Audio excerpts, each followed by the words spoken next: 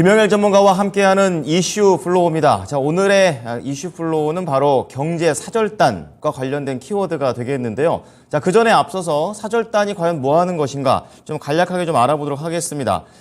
사진 하나 띄워주시면요. 지금 나오고 있는 사진이 조선 최초의 방미사절단이 되겠습니다. 이 사절단이라는 것은 한 나라를 대표해서 일정한 이런 목적, 사명을 띠고 외국에 파견되는 사람들을 뜻하고요. 크게 두 가지로 나뉩니다. 외교사절단하고 특별사절단이 되겠는데, 뭐 일반적인 외교 업무할 때 수행하는 걸 목적으로 한 사절단은 외교사절단이고요. 특별사절단은 이제 특정한 문제를 협상하거나 뭐 특정 임무를 달성하기 위해서 상대국이 동의를 받고 그다음에 파견을 하는 임시사절단을 뜻합니다. 그러니까 지금 윤 대통령이 같이 가는 경제사절단은 특별사절단에 해당을 하는 거죠. 대표적으로 이번 정부 들어서 있었던 경제사절단을 시간 순서로 대략적으로 찾아봤는데요. 첫 번째가 미국과 관련된 그런 내용입니다. 4월 24일부터 4월 29일까지 순방 일정이었었고요. 12년 만에 국빈 방문이라는 의미가 있었습니다. 이때 122개의 회사가 참여를 했는데 대기업이 19개, 중소, 중견기업 85개, 경제단체와 협단체가 14개, 그리고 공기업 4개가 나갔습니다. 그때 특징으로 볼 수 있었던 게 미국의 시장 진출이라든지 그리고 혁신 스타트업의 성장을 지원하기 위해서 전체 사절단의 70%가 중견, 중소기업이었다라는 것이 좀 특징이었었고 이때 테마가 첨단 산업이었습니다. 그래서 반도체라든지 항공우주, 그리고 방산, 에너지, 바이오, 모빌리티 이렇게 전방위적인 분야에서 상당한 비중을 기업들이 차지를 했다라고 보시면 되겠습니다. 자, 두 번째로 볼 만한 것이 바로 방산과 관련해서 폴란드 사절단이 되겠는데요. 7월입니다. 7월 12일부터 14일 동안 짧게 좀 이루어졌었고요. 14년 만에 이루어지는 방문이다라고 좀 얘기를 하고 있습니다. 이때는 미국보다는 좀 적었습니다. 89개사가 참여를 했는데 이때는 대기업의 비중이 조금 더 높습니다. 24개, 중견기업 11개, 중소기업 30개, 공기업 17개, 협단체 6개가 되겠는데요. 이때는 전력 분야 협력이 좀 더 강했습니다. 인프라 쪽이 되겠고요. 뭐 원전, 그리고 뭐 방산, 그리고 친환경 쪽에서 수소, 이런 재건과 관련된 성격들을 띤 그런 사절단이 되겠습니다. 자, 이번에 나온 것은 바로 중동이 타겟이 되고 있는데요. 어떤 일정이 있고 또 어떤 기업들이 가는지 이제 확정이 되어 있죠. 네, 어떤 수익률을 얻을 수 있을지 알아보도록 하겠습니다. 오늘의 주제 공개합니다. 자, 윤 대통령 사우디 카타르 국빈 방문이 되겠습니다. 자, 제2의 중동 바람이 불게 될까 알아볼 텐데요. 오늘도 김영일 전문가와 함께 해보겠습니다. 자, 전문가님 안녕하십니까? 네, 반갑습니다. 김영일 전문가입니다. 네, 또 다른 이제 국빈 방문과 관련된 모멘텀이 수면 위로 올라왔는데요. 세 가지 플로우로 나눠보도록 하겠습니다. 자, 첫 번째 플로우가 되겠습니다. 중동 순방과 관련해서 요즘 시장 어렵죠. 한 줄기 빛이 될 수 있을까? 여기까지 한번 가보도록 하고요. 그리고 중동 관련된 종목들 오늘 좀 움직이고 있는 것으로 알고 있는데 관련주들을 어떻게 봐야 될지, 종목들은 어떤 게 있는지 알아봅니다. 마지막으로 투자 전략까지 붙여보겠습니다. 자, 이번에 중동 순방. 악재투성인 것 같은데 그래도 좋은 내용이 좀 하나 정도 나온 것 같습니다. 어떻게 좀 보고 계십니까? 네, 일단은 오늘도 시장이 상당히 큰 폭으로 하락을 하고 있습니다. 아무래도 또 계속해서 이 전쟁 우려감에 국채금리도 올라가고 있는 그런 상황에서 또 이제 파월 의장이 발언을 했죠. 가만히 있으면 좋을 텐데 아무래도 이제 고금리를 유지시킬 거다 이런 발언들을 하게 되면서 결국에는 시장이 또 추가적으로 하락을 하고 있는 그런 상황입니다. 이러한 와중에 어제 급작스럽게 수급이 들어갔었던 쪽이 있었죠. 바로 네옴시티, 그다음에 우크라이나 재건 관련된 그런 종목들이었습니다. 이번에 이제 윤석열 대통령과 함께 이제 경제사절단 이 참가 기업들이 또 함께 이제 사우디와 카타르를 또 방문을 할 예정에 있는데 그러면서 이제 이 부분에 대해서 시장이 어느 정도 주목을 하고 관련주들의 이 수급을 좀 밀어 넣었다라고 보시면 될 것 같아요. 그러면서 지금 현재 이 사우디 국빈 방문, 카타르 국빈 방문에 대한 건들이 이제 또 어느 정도 시장에서 하락을 하고 있는데도 불구하고 이 시장을 이겨내고 상승이 나올 수 있는 그런 종목들이 될 것인지 상당히 좀 관심이 기울어지는 것 같습니다. 그래서 일단은 뭐 일정에 대해서 한번 이야기를 해보면 이번에 윤석열 대통령과 함께 이 경제사절단에 참가하는 기업들 중에는 거의 건설업계가 대부분이다라고 보시면 될 것 같아요. 뭐 GS건설, 롯데건설, 뭐 삼성물산 이러한 기업들과 그 다음에 이제 뭐 쌍용건설, 뭐 도화엔지니어링, 한미글로벌 이러한 기업들이 포함되어 있다 생각을 해주시면 될 것 같습니다.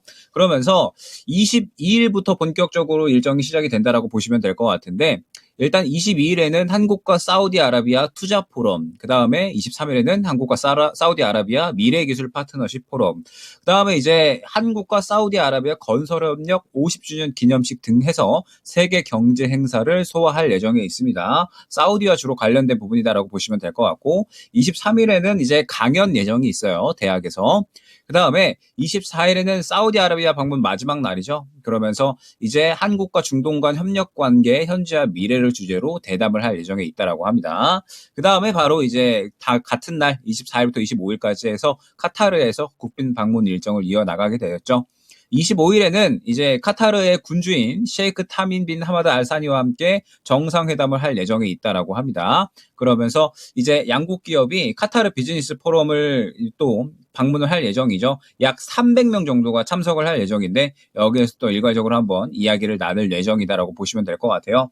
그러면서 이제 사우디를 방문을 하게 되면 역시나 또 양국의 이 기업들 간의 협력 관계가 또 상당히 기대가 되는 부분이겠죠. 이번에도 이 수십 건의 MOU 건들이 어느 정도 체결이 될 전망에 있다라고 보시면 될 것 같습니다. 아무래도 사우디는 뭐 네옴시티, 그 다음에 카타르 같은 경우에도 마찬가지로 이 카타르 비즈니스 포럼에서 뭐 이제 LNG나 뭐 수소, 보건, 문화 등등 해서 에너지나 신산업 분야에서 협력 방안을 논의할 것이다라고 이야기가 나오고 있거든요. 그렇기 때문에 이번에 아마 MOU 건들이 상당히 좀 많이 나올 수가 있을 것이다라고 생각이 되고 있고 지금 이 사우디 네옴시티의 이 기대 효과가 그래도 어느 정도는 상당히 기대가 되는 상황이다라고 볼 수가 있을 것 같아요. 이미 이제 뭐 삼성물산이나 현대건설 등등 해서 네옴시티 사업들을 이미 상당히 어느 정도는 수주를 해온 그러한 상황이죠. 그러면서 어찌됐든 앞으로 이 네옴시티 건들은 계속해서 또 수주건들이 나올 예정이다라고 보고 있기 때문에 지금 현재 상황에서 이 이팔 전쟁이 계속해서 조금 확전이 되어가고 있는 그러한 상황이죠. 확전이 되어가고 있는 그러한 상황인데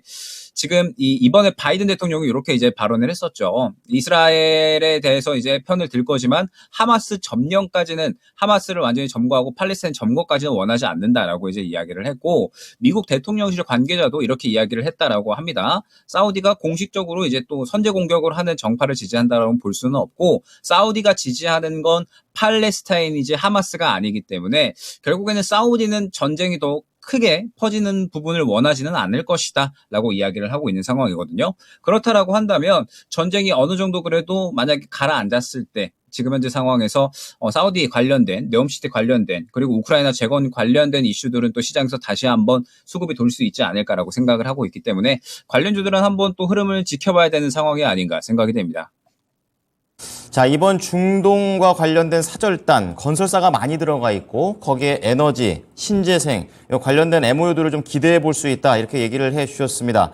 그야말로 이 중동 전쟁 이후에 대한 공략법을 이제 만들어 가야 되는 그런 시점인 것 같은데요. 관련주들 오늘 움직이고는 있습니다. 어떻습니까? 네, 일단 말씀드렸듯이 사우디는 지금 현재 이 네옴시티에 대해서 상당히 또 총력을 기울이고 있는 상황이라 어찌됐든 뭐 이 이슬람 건에 대해서는 이제 어느 정도 지지하는 그런 발언들을 보이는 듯 했지만 전쟁의 확전은 더 이상 원하지는 않고 있는 것 같습니다. 그러면 네옴시티 관련주들을 봤을 때 여러분들은 알고 계시겠지만 우크라 재건과도 같이 엮이는 종목들이 거의 대부분에 있다라고 보시면 될 것 같아요. 그러면서 네옴시티와 우크라 건들은 앞으로 꾸준하게 수주를 받아올 수 있는 그러한 장기적인 모멘텀이 될 수가 있기 때문에 지금 시장에서 종목들을 어느 정도 선별을 해놓을 필요성이 있다라고 생각을 합니다. 그러면서 지금 현재 이 사우디 네옴시티와 우크라 재건 관련주들이 그나마 지금 시장에서는 그래도 좀 수급이 살아있는 편이 아닌가라고 생각이 되거든요. 일단은 히림 정도를 보게 되면 히림 같은 경우에 계속해서 같은 구간을 왔다 갔다 하다가 어제 큰 수급이 들어가는 모습을 보였었죠. 물론 오늘 시장이 상당히 급락을 하게 되면서 이제 올라갔었던 폭을 어느 정도 반납을 하고 있기는 하지만 분명하게 수급이 살아있는 모습은 저는 어느 정도는 확인이 된다라고 생각을 합니다. 그다음에 뭐 그 외에 유신이라든지 유신 같은 경우에도 철도 관련해서 모멘텀이 있는 종목인데 지금 보게 되면 수급은 계속적으로 살아있는 상황에서 우크라 재건 혹은 네옴시티 이야기가 나올 때마다 또 관련해서 상승이 나오는 모습을 확인을 할 수가 있죠. 그 외에 뭐 한미글로벌 같은 경우에도 마찬가지입니다. 한미글로벌 같은 경우에도 길게 봤을 때 정확하게 바닥을 어느 정도는 확보를 해주는 모습을 확인을 할 수가 있습니다. 그러면서 어제 같은 경우에도 마찬가지로 수급이 들어오면서 상승세로 다시 한번 추세를 돌려놨다라고 보시면 될 것 같아요. 물론 이제 오늘 같은 경우에는 매물대에 부딪히면서 어느 정도 매물이 나오고 있기는 하지만 전체적으로 봤을 때 지금 현재 네옴시티 관련주들과 오크라 재건 관련주들은 그나마 지금 현재 시장에서 수급이 살아있는 종목군이다라고 저는 생각을 합니다. 그러면서 일단 다음 주 초까지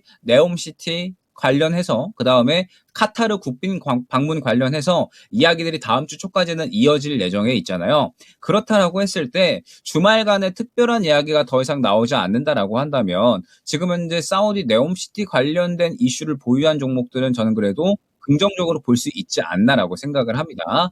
결국에는 어제 이렇게 수급이 강하게 들어와 줬다라고 하는 건 네옴시티 관련해서 분명하게 투심은 어느 정도 살아있다라고 볼 수가 있을 것 같고요. 그러면서 어찌됐든 이 수급이 다 빠지지 않고 살아있는 상황이기 때문에 이 수급이 살아있다라고 한다면 다시 한번 네옴시티 관련된 이슈가 나온다라고 했을 때 또 강하게 상승이 나올 수가 있다라고 저는 생각을 하거든요. 그렇기 때문에 일단 지금 현재 상황에서 뭐 당장에 매수를 하시기보다는 조금 더 흐름을 봐야겠죠. 주말 동안에 어찌됐든 중동 정쟁이 뭐 추가적으로 확전이 된다 이러한 이야기가 나오면 결국 이러한 이 사우디 네옴시티 관련된 종목들에게는 악재가 될 수밖에 없을 겁니다. 근데 만약에 사우디 네옴시티 관련된 종목들이 만약 이팔 전쟁이 어느 정도 이제 확전을 멈추고 무언가 분위기가 잦아든다라고 생각이 되면 결국에는 수급이 지금 크게 살아있는 종목군들이기 때문에 한 번 정도는 반드시 또 급등이 나올 수밖에 없다라고 보고 있거든요. 그렇기 때문에 관련된 종목들 중에 지금 이제 수급이 살아있는 종목들은 미리미리 조금 뽑아 놓으시면 좋을 것 같습니다. 그러면서 이제 이팔 전쟁이 어느 정도 잦아든다 혹은 이제 중동 전쟁이 무언가 이제 휴전의 분위기가 나타난다라고 하면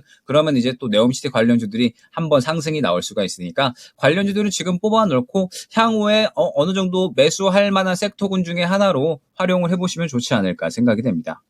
네. 추가적으로 좀 궁금한 게 있는데요. 미리 이제 종목을 이렇게 뽑아놓고 난 다음에 중동의 경제 사절단이 다녀온 이후에 이제 MOU 소식들이 하나둘 이제 보도가 될 거란 말이죠. 자, 그러면은 그런 기업들 중심으로는 조금 더 길게 가져가도 괜찮습니까?